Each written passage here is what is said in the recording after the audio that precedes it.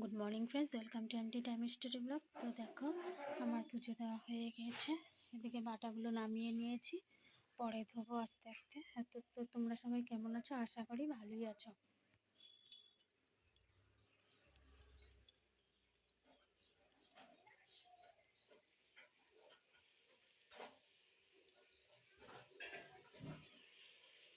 দেখো, আজও আমি বড়ি দেবো, কিন্তু ভয় পাচ্ছি, একটু ম্যাকম্যাক করছে।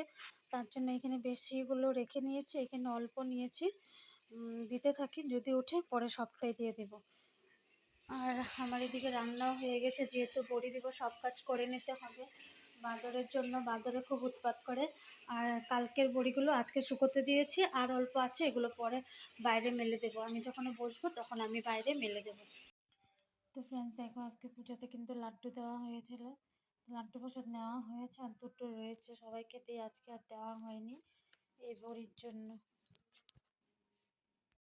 সন্ধ্যা হয়ে গিয়েছে, সন্ধ্যার জন্য আমি চা বানিয়ে নিচ্ছি। এখানে চা বানাচ্ছে, এখানে দুধ গরম করছি। আর এই বড়িগুলো ঢোকাবো, এই বড়িগুলো অর্ডার আছে, এক অর্ডার আছে, দেখি এখানে হয় কিনা। এটা হলে যার যে চেয়েছে ওকে দিয়ে দেব।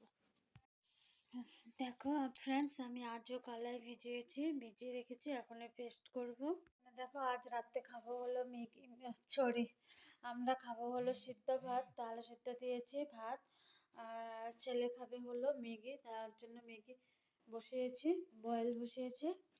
আর এখানে দেখো, সন্ধ্যাবেলা চা খাওয়া হয়েছিল, বিস্কুটের প্যাকেটটা খুলেছি, বিস্কুটের প্যাকেটটা এখানে রেখেছি। তো বাই বাই, গুড নাইট।